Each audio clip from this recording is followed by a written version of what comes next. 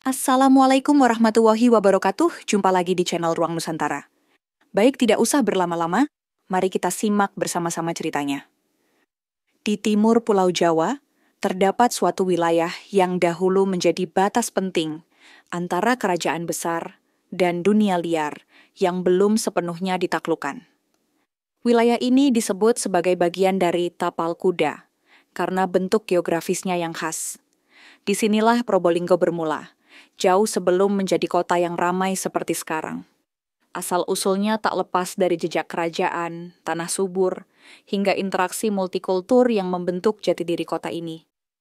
Catatan tertua mengenai wilayah Probolinggo diyakini berakar dari masa kerajaan Majapahit. Saat itu, daerah ini masih berupa kawasan pedesaan yang dikelilingi hutan dan sungai. Penduduknya hidup dari pertanian, berburu, dan berdagang hasil bumi. Letaknya yang strategis di pesisir utara Pulau Jawa menjadikannya titik penting jalur dagang antar pelabuhan-pelabuhan kecil yang berjejaring ke wilayah pesisir Madura dan daerah-daerah pedalaman Jawa Timur. Nama Probolinggo sendiri memiliki beragam versi asal-usul. Sebagian menyebutnya berasal dari kata Prabu Linggih, yang berarti tempat tinggal raja, mengacu pada keyakinan bahwa raja-raja kecil atau adipati pernah bermukim di daerah ini. Versi lain menyebutkan Prabu Wolulinggo, yang berarti 8 prabu atau pemimpin yang pernah berkuasa secara bergantian, sebelum akhirnya wilayah ini menjadi bagian dari kekuasaan pusat kerajaan Mataram Islam. Namun sejarah tertulis baru benar-benar menampilkan Probolinggo dalam peta kekuasaan ketika Belanda mulai mengukuhkan kontrol mereka di Jawa Timur. Pada awal abad ke-18, Probolinggo menjadi salah satu daerah penting karena potensi pertaniannya, terutama tebu dan hasil laut. Disinilah babak baru dimulai, dari daerah pertanian tradisional menuju kota pelabuhan dengan peran ekonomi yang terus tumbuh. Pendudukan kolonial membawa serta sistem tanam paksa, kultur stelsel, yang menjadikan Probolinggo sebagai salah satu lumbung gula utama. Perkebunan-perkebunan besar milik tuan tanah Eropa tumbuh pesat. Tetapi, dari kemajuan itu juga muncul perlawanan rakyat, yang kelak akan menjadi bagian penting dari identitas kota ini.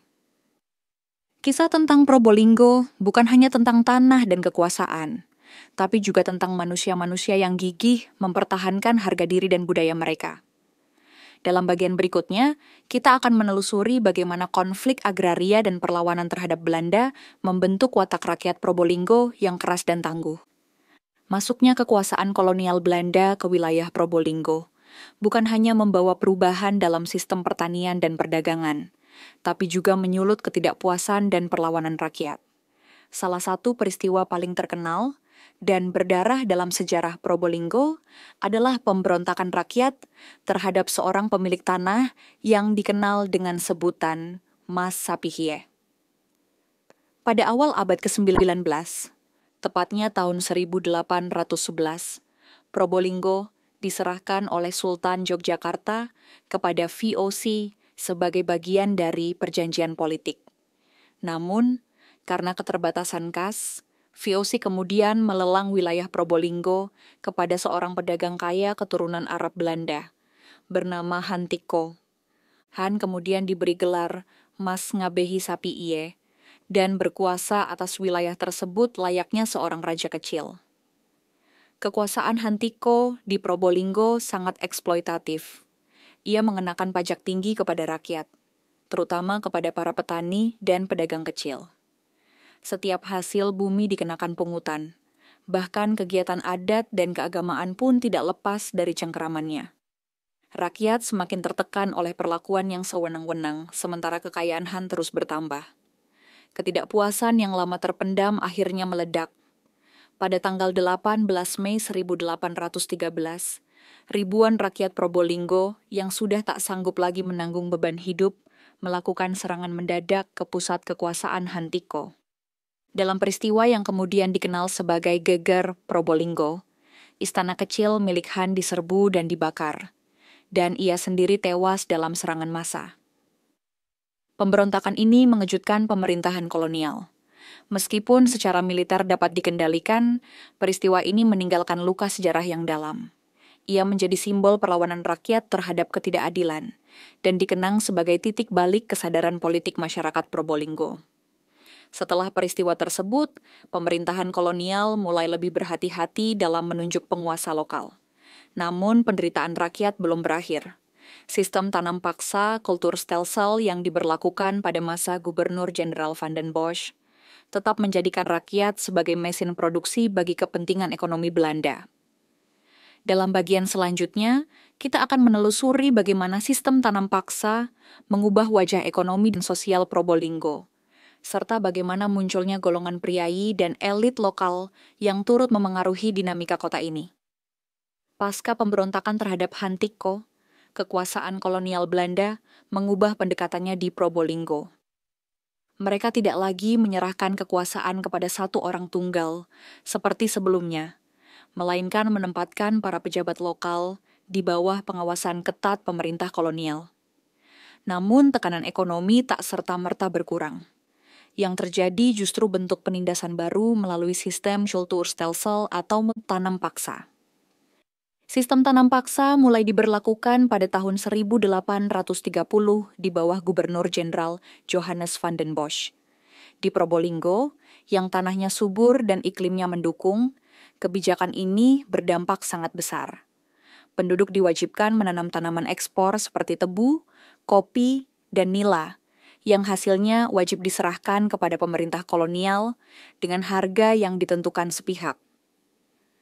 Ladang-ladang rakyat yang semula ditanami padi dan palawija untuk kebutuhan hidup digantikan oleh tanaman-tanaman komoditas ekspor. Banyak petani jatuh miskin, menderita kelaparan, dan dipaksa bekerja dalam kondisi yang menyiksa. Namun di sisi lain, sistem ini juga menciptakan celah bagi segelintir kaum lokal yang bersedia bekerja sama dengan pemerintah kolonial. Mereka adalah kalangan priai baru. Golongan priai lokal ini terdiri dari para bekel desa, mantri tani, hingga pengelola administrasi hasil bumi. Mereka diberi kewenangan untuk mengatur pembagian tanah, mengawasi produksi, dan melaporkan hasil tanam. Meski mereka berasal dari rakyat biasa, status sosial mereka meningkat drastis karena kedekatannya dengan kekuasaan. Rumah mereka lebih besar, pakaian mereka lebih halus, dan mereka mendapat fasilitas yang tak bisa diakses rakyat biasa. Kesenjangan antara rakyat kecil dan kaum priai ini makin kentara. Di pasar-pasar Probolinggo, rakyat kecil yang membawa hasil panen untuk dijual kerap mendapat tekanan dari para calo yang dilindungi pejabat. Di sisi lain, kalangan elit baru ini mulai menikmati pendidikan dan akses politik yang semakin luas. Namun bukan berarti masyarakat diam. Di tengah tekanan tanam paksa, muncul benih-benih pendidikan, organisasi keagamaan, dan gerakan sosial yang mulai menumbuhkan kesadaran kebangsaan. Kelak, inilah yang menjadi pondasi bagi tumbuhnya perlawanan intelektual dan religius di Probolinggo.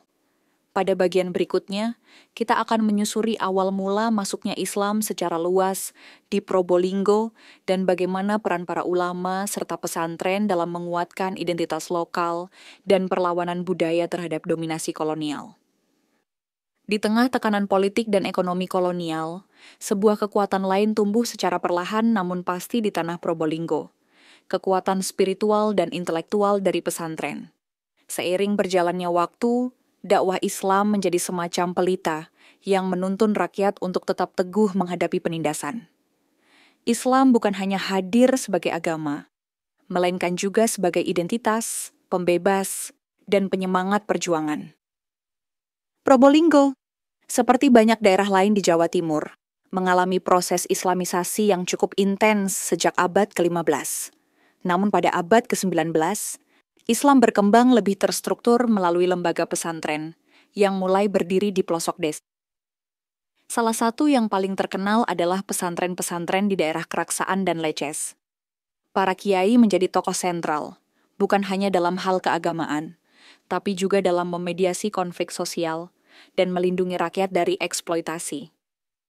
Para kiai dikenal dekat dengan masyarakat. Mereka hidup sederhana, tak jarang ikut menggarap sawah atau berdagang di Pakhel. Tetapi mereka memiliki pengaruh luar biasa. Dalam pengajian-pengajian malam hari, masyarakat bukan hanya belajar tentang tauhid dan fikih, tetapi juga tentang keadilan, kejujuran, dan nilai-nilai kesetaraan yang berseberangan dengan sistem kolonial yang menindas. Lebih dari itu, pesantren juga menjadi tempat persemaian kader-kader perubahan. Para santri dididik untuk berpikir kritis, mandiri, dan kuat dalam menghadapi tekanan hidup. Mereka inilah yang kelak menjadi guru, juru dakwah, bahkan pemimpin perlawanan rakyat. Salah satu figur penting yang dikenal luas di masa ini adalah Kiai Haji Zaini dari Keraksaan, yang tidak hanya mengajar agama, tetapi juga menggalang semangat perlawanan diam-diam. Beliau sering mengingatkan bahwa hidup merdeka adalah bagian dari ajaran Islam, dan bahwa menentang kezaliman adalah kewajiban. Tak heran jika banyak gerakan sosial dan perlawanan terhadap Belanda di Probolinggo kelak mendapatkan dukungan dari kalangan pesantren. Ulama dan santri berada di garda depan dalam mempertahankan martabat rakyat, baik melalui pena, khutbah, maupun perlawanan fisik. Masuknya Islam secara masif ini juga mempengaruhi budaya lokal.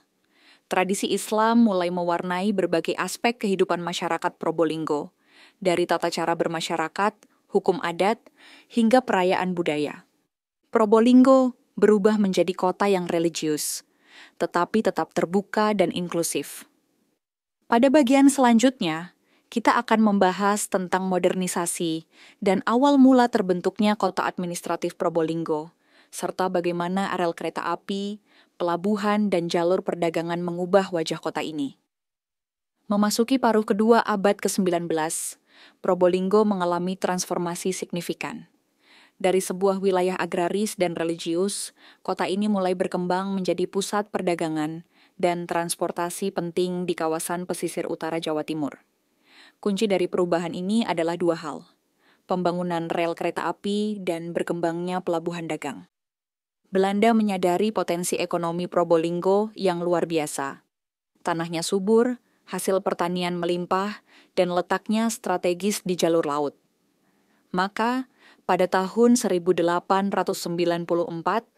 pemerintah kolonial membangun jalur rel kereta api yang menghubungkan Probolinggo dengan Surabaya di barat dan Banyuwangi di timur. Jalur ini mempercepat arus barang dan manusia, dan menjadikan Probolinggo simpul penting dalam jaringan distribusi kolonial. Kereta api membawa tebu, kopi, dan hasil bumi lainnya dari pedalaman ke pelabuhan Probolinggo untuk diekspor ke Eropa. Bersamaan dengan itu, pelabuhan Probolinggo juga diperluas untuk menampung kapal-kapal dagang yang singgah dari berbagai wilayah, termasuk dari Madura, Kalimantan, dan bahkan luar negeri. Di sekitar stasiun dan pelabuhan, tumbuh pusat-pusat perdagangan baru. Kampung-kampung Tionghoa, Arab, dan Eropa mulai bermunculan, lengkap dengan rumah-rumah toko, pasar malam, dan rumah ibadah masing-masing.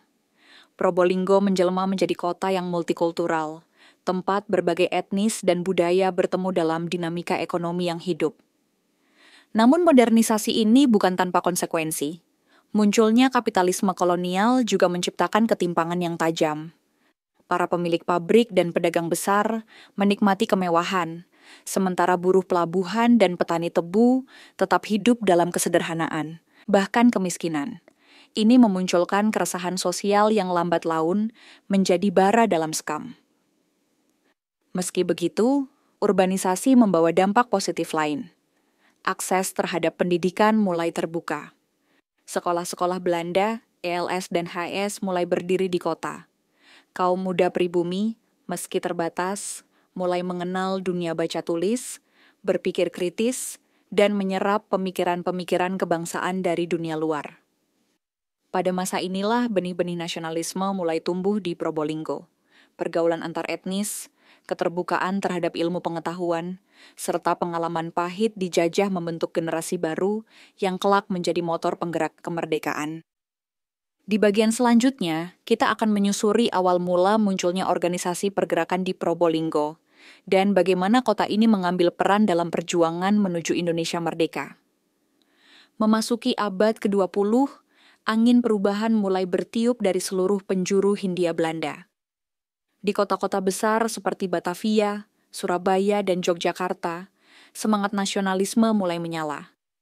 Tak terkecuali di Probolinggo, kota pelabuhan yang sudah terhubung dengan berbagai wilayah dan memiliki denyut perdagangan serta pendidikan yang aktif. Benih-benih perlawanan yang dahulu tersembunyi, kini berkembang menjadi gerakan terorganisir. Pada awal 1900-an, organisasi modern mulai menjamur di tanah Jawa, termasuk Sarekat Islam, SI, Budi Utomo, dan kemudian Partai Komunis Indonesia, PKI. Di Probolinggo, Sarekat Islam adalah organisasi yang paling cepat mendapat sambutan dari masyarakat, terutama kalangan pedagang, petani, dan santri. Dengan latar belakang keagamaan dan ekonomi, SI menyuarakan perlawanan terhadap dominasi pedagang asing serta ketidakadilan kolonial. Probolinggo menjadi salah satu basis penting Sarekat Islam di Jawa Timur. Tokoh-tokoh lokal seperti Haji Ahmad dan Kiai Mahfudz dari Keraksaan aktif mengorganisasi pertemuan dan pengajian yang sekaligus menjadi forum diskusi politik. Di masjid, pasar, hingga pesantren, ide-ide kebangsaan mulai diperkenalkan tentang hak rakyat, pentingnya pendidikan, dan semangat persatuan umat Islam untuk membebaskan diri dari belenggu penjajahan. Pada saat yang sama, para pemuda mulai terpengaruh oleh gerakan nasional di tingkat pusat. Lahirnya Jong Java, Jong Islamiyatan Bon, dan organisasi pemuda lainnya turut mendorong anak-anak muda Probolinggo untuk lebih aktif dalam dunia pergerakan. Di sekolah-sekolah HIS dan Mulo, muncul kelompok diskusi diam-diam yang membicarakan tentang tokoh-tokoh seperti Ki Hajar Dewantara dan Hos Djokroaminoto. Tak hanya kalangan Islam, pengaruh Marxisme juga mulai masuk ke kalangan buruh pelabuhan dan pabrik gula. Beberapa simpatisan Partai Komunis Indonesia mulai aktif menyuarakan hak buruh dan menentang praktik-praktik tanam paksa serta eksploitasi. Aksi mogok buruh dan demonstrasi kecil mulai muncul, meskipun selalu diawasi ketat oleh aparat kolonial. Gerakan-gerakan ini memang masih terbatas dan bersifat lokal, tetapi menjadi fondasi penting dalam membentuk identitas perjuangan rakyat Probolinggo. Mereka tak lagi hanya bertahan dari penindasan, tapi mulai melawan dengan pengetahuan, organisasi, dan keyakinan akan kemerdekaan. Pada bagian selanjutnya, kita akan memasuki masa pendudukan Jepang, sebuah periode penuh gejolak yang mengubah wajah Probolinggo secara drastis dan menjadi jembatan menuju kemerdekaan. Tahun 1942 menjadi titik balik dalam sejarah Hindia Belanda, termasuk Probolinggo. Pasukan Jepang mendarat dan menggulingkan kekuasaan Belanda dengan cepat. Pendudukan ini membawa perubahan besar, baik yang membawa harapan semu maupun penderitaan nyata. Bagi rakyat Probolinggo, kedatangan Jepang awalnya disambut sebagai pembebas. Namun harapan itu segera berubah menjadi kekecewaan. Jepang menjanjikan Asia untuk Asia, mengusung semangat kemerdekaan, dan menghapuskan simbol-simbol kekuasaan kolonial Belanda. Di Probolinggo, kantor-kantor Belanda diambil alih, dan berbagai simbol diganti dengan bahasa Jepang. Lagu kebangsaan Belanda dilarang, dan bahasa Jepang mulai diajarkan di sekolah-sekolah. Namun di balik propaganda itu, Jepang memperlakukan sistem kerja paksa, Romusha, yang bahkan lebih kejam dari tanam paksa Belanda. Ratusan rakyat Probolinggo, termasuk petani, buruh, dan pemuda, diangkut keluar daerah, bahkan ke luar negeri, untuk membangun jalan, rel, dan pangkalan militer. Banyak yang tak pernah kembali. Kekerasan dan kelaparan melanda. Produksi pertanian difokuskan untuk kepentingan perang Jepang, dan bahan makanan menjadi langka. Sekolah-sekolah ditutup, dan rakyat dipaksa mengikuti latihan militer ala Jepang, seperti barisan Seinendan, pemuda, dan Fujinkai, perempuan.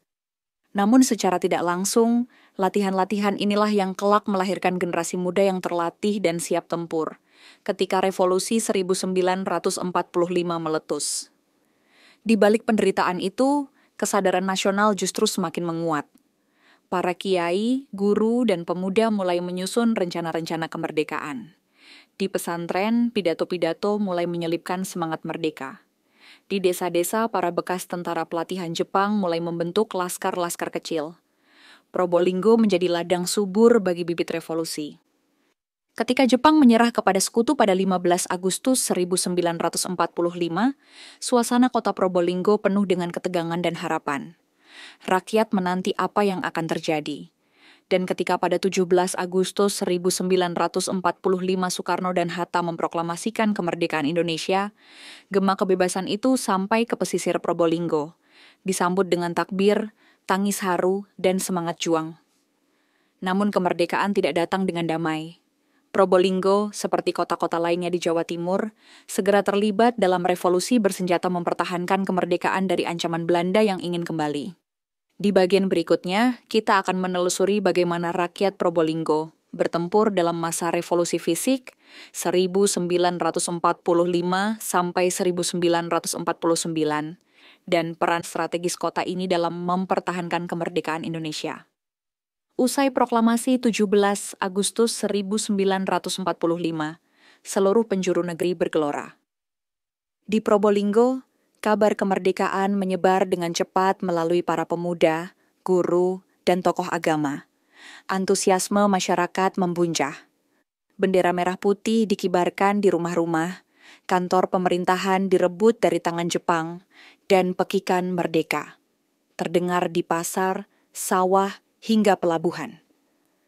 Namun, euforia itu tak berlangsung lama. Belanda, dengan bantuan sekutu, berusaha kembali menguasai Hindia Belanda.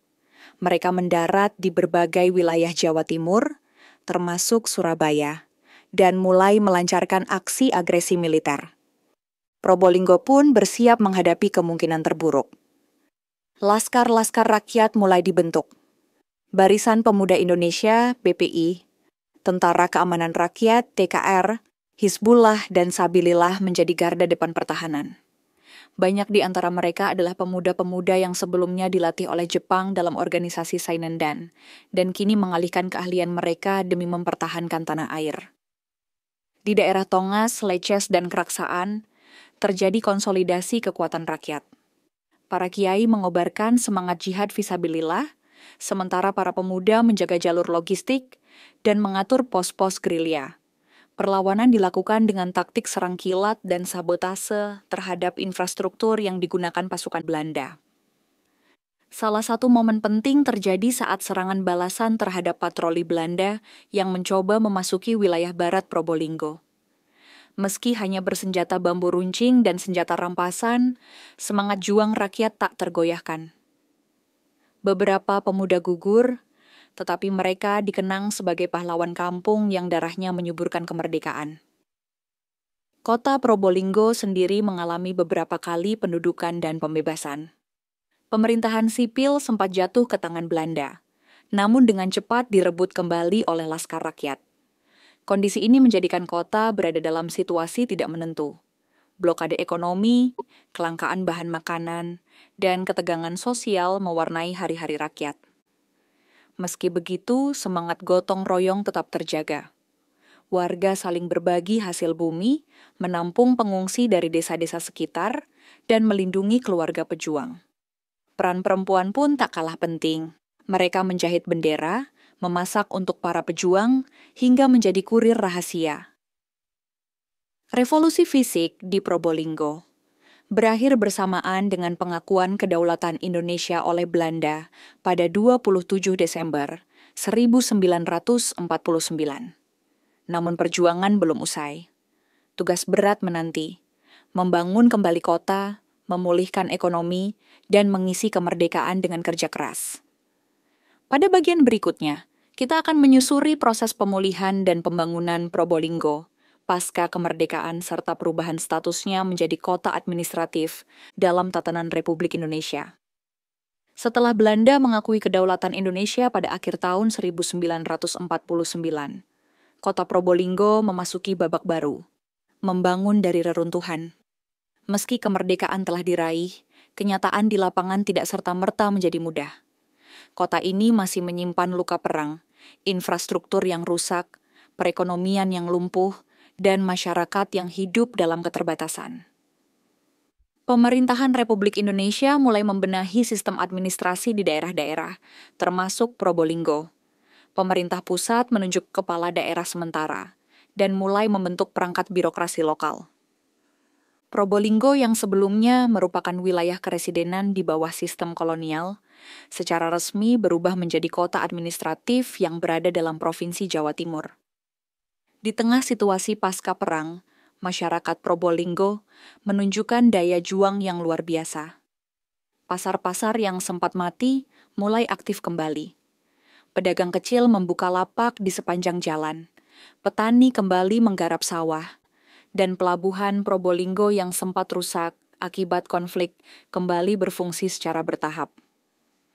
Salah satu prioritas utama pemerintah daerah saat itu adalah pemulihan pendidikan. Sekolah-sekolah darurat didirikan, dan guru-guru yang sebelumnya aktif dalam gerakan kemerdekaan kembali ke ruang kelas. Banyak dari mereka mengajar dengan semangat tinggi meskipun kekurangan buku, papan tulis, bahkan kursi. Begitu pula dengan sektor kesehatan. Rumah sakit Probolinggo yang sebelumnya digunakan sebagai barak militer, diperbaiki sedikit demi sedikit. Para bidan dan dokter lokal bekerja keras menangani lonjakan penyakit pasca perang dan krisis gizi yang melanda anak-anak. Namun tak semuanya berjalan mulus. Masih ada ketimpangan sosial, konflik kepentingan antara kelompok sipil dan militer, serta tantangan ideologis dari sisa-sisa kelompok ekstrem kiri dan kanan. Situasi politik nasional yang belum stabil pun mempengaruhi daerah, termasuk Probolinggo. Meski demikian, secara bertahap kota ini mulai menemukan pijakannya. Jalan-jalan utama diperbaiki, kantor pemerintahan direnovasi, dan kegiatan pemerintahan lokal berjalan lebih tertib. Kota Probolinggo secara administratif dipimpin oleh wali kota yang ditunjuk pemerintah pusat, sebelum kemudian dilaksanakan pemilihan secara langsung oleh DPRD pada dekade-dekade berikutnya. Kebangkitan Probolinggo pasca kemerdekaan adalah cerminan dari semangat masyarakatnya yang pantang menyerah. Mereka tidak hanya bertempur untuk merdeka, tetapi juga bekerja keras untuk mewujudkan kesejahteraan. Pada bagian selanjutnya, kita akan menyusuri perkembangan kota Probolinggo di era Orde Baru. Bagaimana industrialisasi, kebijakan nasional, dan urbanisasi mengubah wajah kota secara drastis.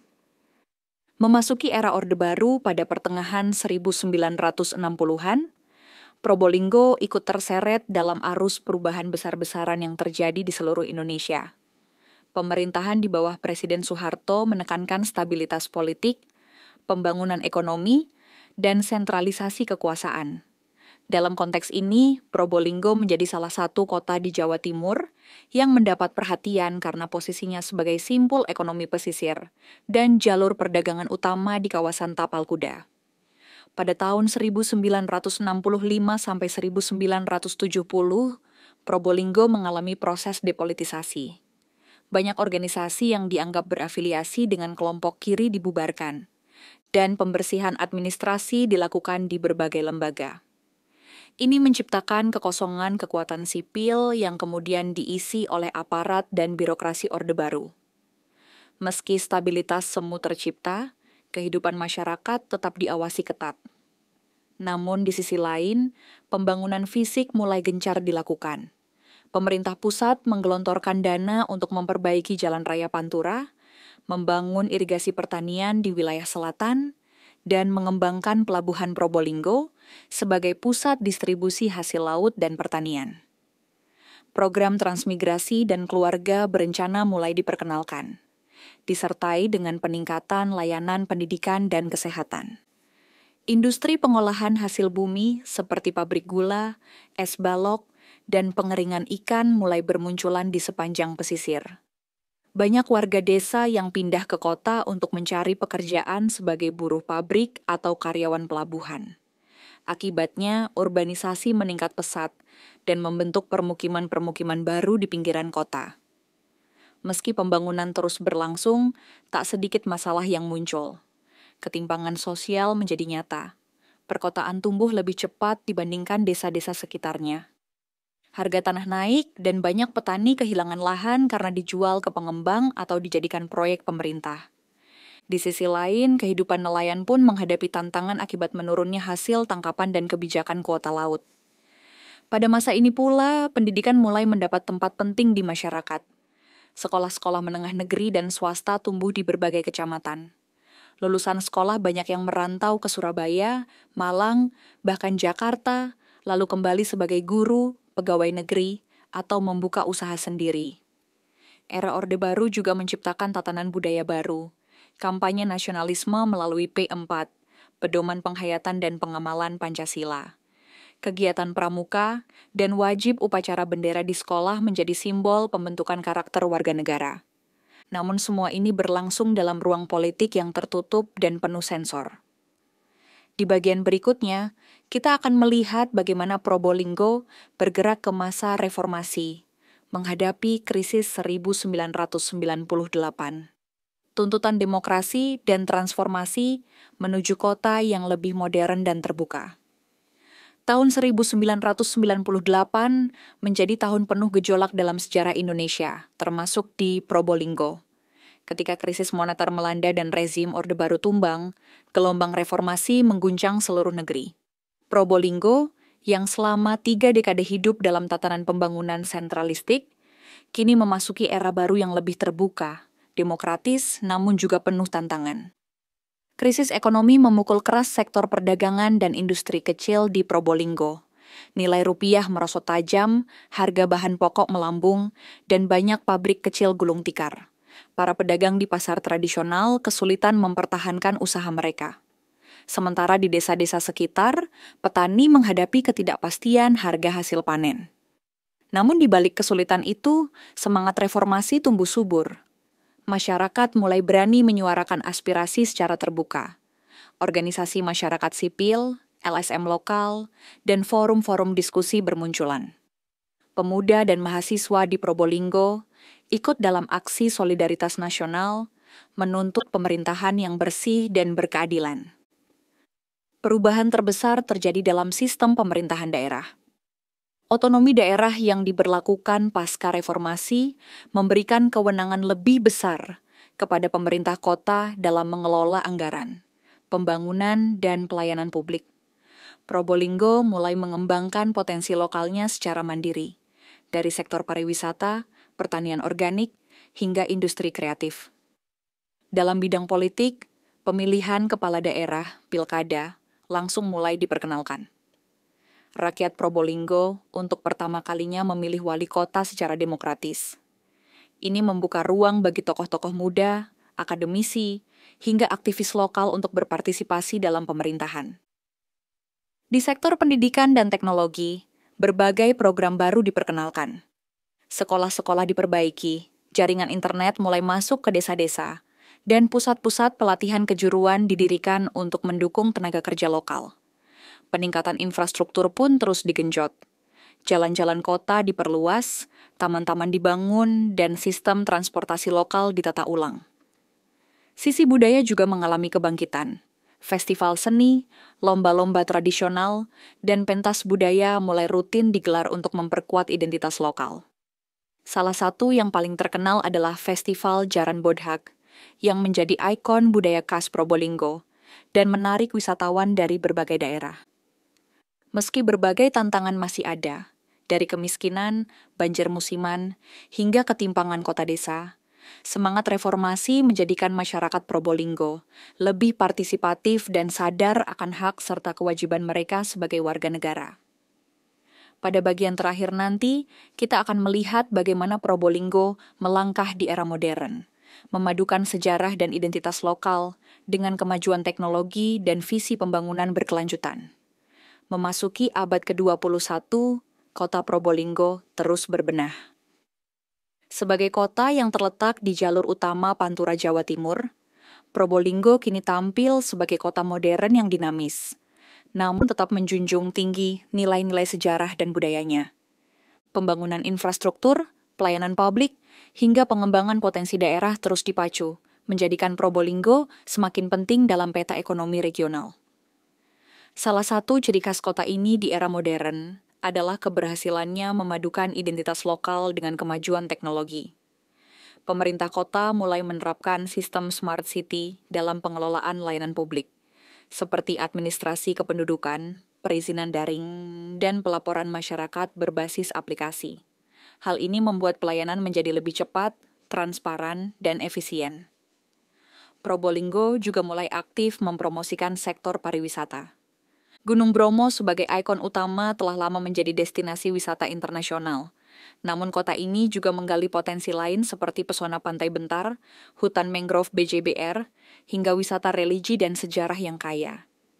Bangunan-bangunan kolonial peninggalan Belanda mulai direstorasi, dan situs-situs sejarah seperti bekas benteng serta kantor dagang lama dijadikan bagian dari paket wisata edukatif. Sektor ekonomi pun semakin berkembang. Selain pertanian dan perikanan yang tetap menjadi tulang punggung, muncul sektor-sektor baru seperti industri pengolahan makanan, batik khas Probolinggo, dan UMKM berbasis digital yang digerakkan oleh generasi muda. Pusat-pusat pelatihan kewirausahaan dan inkubator bisnis didirikan untuk mendukung inovasi masyarakat. Dalam bidang pendidikan, Probolinggo telah memiliki beberapa perguruan tinggi dan akademi yang terus mendorong lahirnya tenaga profesional lokal. Sementara di bidang sosial, berbagai program penanggulangan kemiskinan, sanitasi, dan pemberdayaan perempuan dijalankan secara berkelanjutan. Yang menarik, di tengah arus modernisasi ini, masyarakat Probolinggo tetap mempertahankan tradisi dan kearifan lokal. Upacara adat, kesenian rakyat seperti tari glipang, ludruk, dan jaran bodhak masih hidup dan berkembang. Generasi muda mulai tertarik kembali mempelajari sejarah leluhur mereka. Mulai dari kisah Mas Sapiie, perjuangan Laskar Rakyat, hingga peran pesantren dalam kemerdekaan. Kini, Probolinggo bukan lagi hanya kota singgah di jalur Pantura. Ia telah tumbuh menjadi kota dengan jati diri kuat. Sebuah tempat yang terus melangkah ke depan tanpa melupakan akar sejarahnya. Kota ini menjadi bukti bahwa kemajuan tidak harus menghapus masa lalu, melainkan merangkainya menjadi fondasi yang kokoh untuk masa depan.